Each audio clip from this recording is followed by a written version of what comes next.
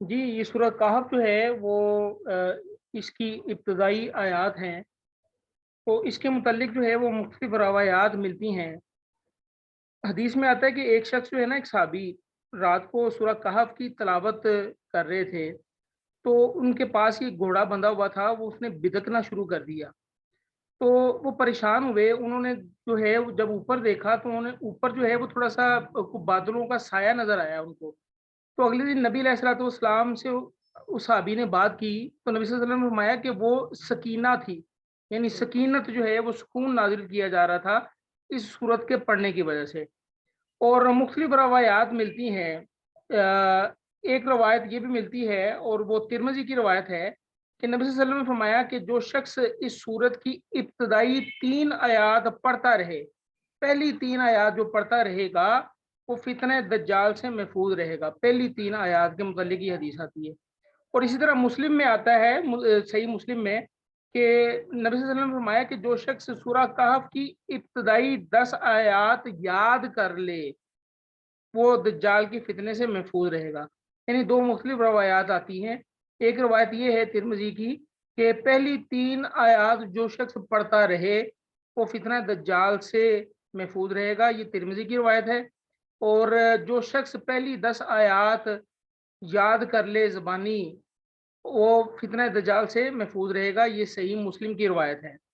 اچھا، اس کے ساتھ ساتھ جو ہے نا ایک اور روایت بھی ملتی ہے، مشکات میں آتی ہے وہ، کہ جو شخص جمعے کے دن سورہ کہف پڑھے تو 2 جمعوں کے درمیان اس کے لیے نور روشن ہو جاتا ہے۔ یعنی نور روشن ہونے سے کیا مراد ہے یہاں پر؟ یعنی اس کی کوئی مشکلات پریشانیاں بھی دور ہو سکتی ہیں، اس کے جو ہے وہ علم میں فائدہ بھی ہو سکتا ہے، اس کے مال میں برکت بھی پڑ سکتی ہے۔ تو نور جو ہے روشن ہونے سے کچھ بھی مراد لیا جا سکتا ہے۔ اینی ہو، تو یہ دوبارہ حدیث سن لیں کہ نبی صلی اللہ علیہ وسلم نے فرمایا کہ جو شخص ہر جمعے کو یہ پڑھے سورہ کہف پوری، تو 2 جمعوں کے درمیان اس کے لیے نور روشن کر دیا جاتا ہے۔ تو اب اس کی تشریح ہم سٹارٹ کرنے جا رہے ہیں ترجمے کے ساتھ۔ تو نادر سے ماموں یہ جی بیٹا، ماموں یہ جمعے سے پہلے پہلے تک پڑھنی ہے؟ نہیں نہیں، یہ عصر کی نماز سے پہلے پہلے، بلکہ مغرب سے پہلے پہلے آپ پڑھ سکتی ہیں، اچھا اچھا، جمعے اور والے دن پچھلی مغرب۔ مغرب سے بھی پڑھ سکتے ہیں نا، جی یعنی کہ جمعرات کی مغرب کے بعد بھی ہاں پڑھ جی، ایسا سکتے بھی ہیں؟ ہو سکتا ہے، ایسا بھی ہو سکتا ہے۔ جی جی ٹھیک۔ بسم اللہ الرحمن الرحیم۔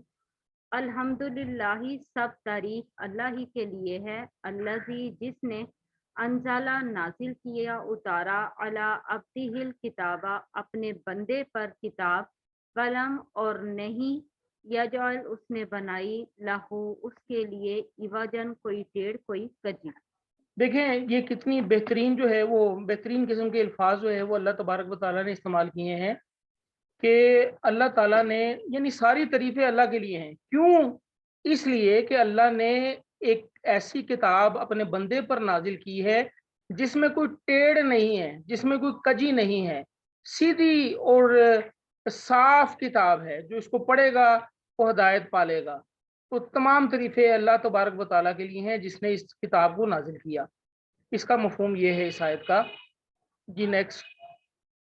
قیمن بالکل سیدھی، ٹھیک ٹھیک بیان کرنے والی، لینذرا تاکہ وہ ڈرائے، بأسن شدیدن سخت عذاب سے، من لدنہ اس کی طرف سے یعنی اللہ کی طرف سے، ویبشرا اور بشارت دے دے، خوشخبری دے دے، المؤمنین مومنوں کو، الذین وہ جو یعملون عمل کرتے ہیں، الصالحات نیک، انا یہ کہ بے شک لہم ان کے لیے اجرن حسنا اچھا اجر ہے، بہترین اجر ہے، ماں کسینا رہنے والے ہیں، فیہی اس میں، ابدن ہمیشہ۔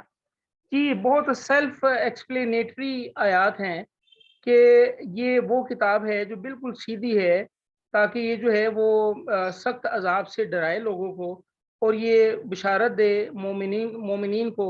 اور مومنین کون ہیں؟ جو نیک عمل کرتے ہیں، ان کے لیے اچھا اجر ہے، ماں کسی نفی ہی ابدا، اور اس میں ہمیشہ رہیں گے، یعنی وہ اجر ان کو ملتا ہی رہے گا، یعنی جنت کی شکل میں۔ جی اگلی آیت۔ وَيُنذِرَ اور تاکہ ڈرائے، الذین ان لوگوں کو جنہوں نے قالو ان سب نے کہا اتخذ اللہ بنا رکھی ہے اللہ تعالیٰ نے والدن اولاد.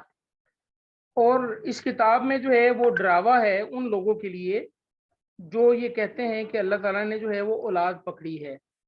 دو دیکھیں، یہودیوں نے جو ہے وہ حضرت عزیر کو اللہ کا بیٹا کہا، عیسائیوں نے جو ہے وہ حضرت عیسیٰ علیہ السلام کو اللہ کا بیٹا کہا. آپ میں سے کوئی بتائے گا کہ کوئی اور بھی کوئی ایسی قوم ہے جس نے جو ہے وہ اللہ کے لیے اولاد کا کہا ہو؟ جی پارٹیسپینٹ میں سے تھوڑا سا یہ brain storming session, interactive session, تاکہ آپ جو ہے وہ سر یہ حضرت ابراہیم علیہ السلام کے بارے میں بھی کہا تھا نا انہوں نے. حضرت ابراہیم علیہ السلام کیا مطلب؟ حضرت ابراہیم علیہ السلام کو بھی شاید بیٹا یا کچھ اس طرح سے کچھ نہیں، حضرت بنایا ابراہیم تھا. علیہ السلام کو کچھ نہیں کہا. یہ میری تینوں بیٹیاں جو ہیں وہ ہاتھ کھڑا کر کے بیٹھی ہوئی یہاں پر، تو اگر آپ لوگ اجازت دیں تو میں ان سے پوچھ لوں. جی سر جی سر کے بولیے. پاس مطلب کہ نا فرشتوں کا بھی کہہ رہے تھے نا کہ یہ بھی اللہ کے بیٹے ہیں. بیٹی ہیں یہ باجی نبیلہ نے بات کی کہ قریش مکہ جو ہے وہ فرشتوں کو اللہ کی بیٹیاں قرار دیتے تھے، بیٹے بھی نہیں بیٹی ہیں، صاحب لگائیں.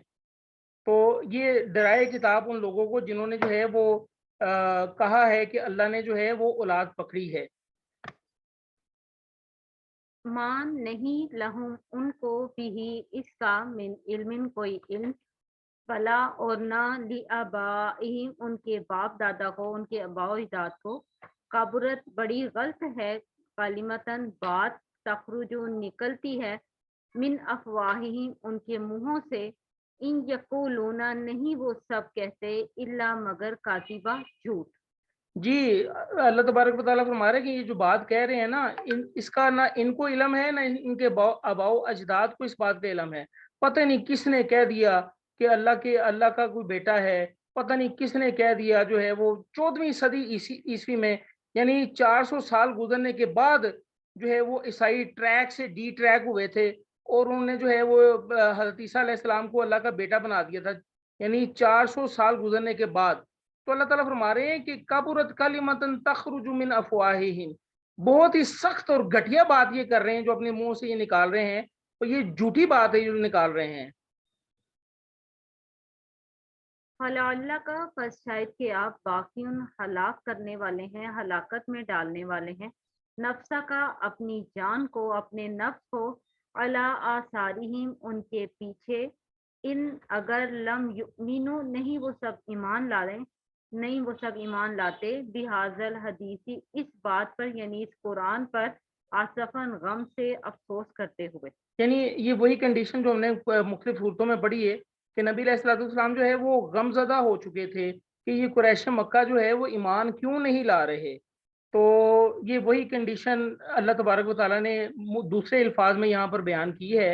اور اس وقت جو ہے نا جب یہ صورت نازل ہوئی تو قریش مکہ بڑی سختیاں کر رہے تھے مسلمانوں پر، تو اس لیے نبی صلی اللہ علیہ وسلم جو ہے ایک تو یہ چاہتے تھے کہ یہ قریش مکہ جو ہے وہ ایمان لے آئے اور جہنم سے بچ جائیں اور اللہ تعالیٰ کے فرما بردار بن جائیں، اور دوسرا ان کے نبی صلی اللہ علیہ وسلم کے ذہن میں یہ بھی تھا کہ اس طرح جو ہے یہ مسلمانوں پر ہونے والی سختیاں جو ہیں وہ تھوڑی سی کم ہو جائیں گی.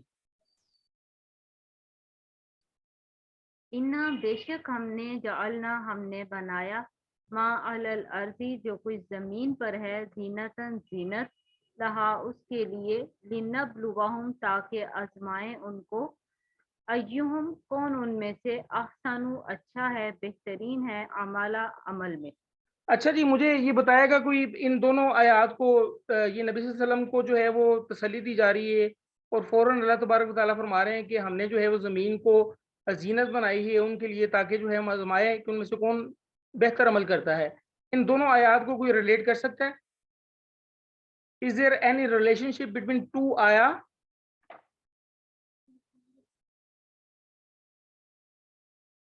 جی ٹائم اصل میں تھوڑا ہے، چلے سنیں. دیکھیں یہ نبی صلی اللہ علیہ وسلم جو ہے وہ پریشان ہو رہے ہیں کہ یہ ایمان نہیں لا رہے، تو اللہ تبارک و تعالیٰ فرما رہے ہیں کہ آپ کو پریشان ہونے کی ضرورت نہیں ہے، ہم نے زمین کو جو ہے وہ زینت کی جگہ بنایا ہے، اور تاکہ ہم آزمائش کریں ان کی کہ یہ ان میں سے کون مومن ہوتا ہے اور کون جو ہے وہ کافر ہوتا ہے۔ تو آپ کو پریشان ہونے کی ضرورت نہیں ہے، یہ ایگزامینیشن ہال ہے، اس میں جو پاس ہو جائے گا تو وہ کامیاب ہے، اور جو کفر کرے گا وہ فیل ہو جائے گا۔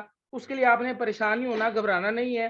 ہم نے دنیا کو بنایا ہی جائے زینت ہے، زینت کی جگہ بنایا ہے تاکہ جو ہے وہ لوگ اس میں مگن ہوں، اور اس دوران جو ہے وہ ہم ان کو آزما لیں۔ تو یہ مجھے جو ریلیشن نظر آ رہا ہے ان دونوں آیات میں وہ یہ ہے کہ نبی صلی اللہ علیہ وسلم کو مزید تسلی دی جا رہی ہے کہ آپ کو پریشان ہونے کی ضرورت نہیں ہے، یہ جو ہے وہ آزمائش گاہ ہے جہاں پر جو ہے یہ ایمان نہیں لا رہے، تو ان کے لیے یہ جو ہے وہ آزمائش ہے۔ وَإِنَّا اور بے شک ہم لَجَاعِلُونَ البتہ ہم بنانے والے ہیں، ما جو علیہا اس پر ہے یعنی زمین پر ہے، سعیدن چٹیل سعیدن میدان جروزن چٹیل بنجر۔ اچھا دیکھیں کتنا بہترین ربط ہے کہ اللہ تعالیٰ فرما رہے ہیں کہ یہاں پر نبی صلی اللہ علیہ وسلم کو کہ آپ پریشان ہو رہے ہیں کہ یہ ایمان نہیں لا رہے، تو آپ کو پریشان ہونے کی ضرورت نہیں ہے کہ ہم نے زمین کو جو ہے وہ جائز زینت بنایا ہے تاکہ ہم ان کو آزمائیں کہ ان میں سے کون بہتر عمل کرتا ہے۔ پھر فوراً اللہ تعالیٰ نے فرما دیا کہ پھر ایک وقت وہ بھی آئے گا جب جو ہے وہ قیامت برپا ہو جائے گی، اور جو ہے وہ اس پوری زمین کو چٹیل میدان بنا دیا جائے گا۔ کتنا ہی خوبصورت جو ہے دیکھیں یہ کانٹیکسٹ جو ہے وہ بیان کیا جا رہا ہے کہ کیسے جو ہے وہ آیات کو جو ہے وہ موتیوں کی طرح جو ہے وہ پرویا گیا ہے۔ تو تھوڑا سا غور کریں آپ بھی۔ تو یہیں تک ہی پڑھا ہم نے جی، یہاں تک ہمارا سبق ختم ہو گیا۔ تو انشاءاللہ ہم جو ہے وہ کل سیم ٹائم پر ملیں گے۔ آپ نے کوئی کوشچن کرنا ہے تو آپ کوشچن کر سکتے ہیں۔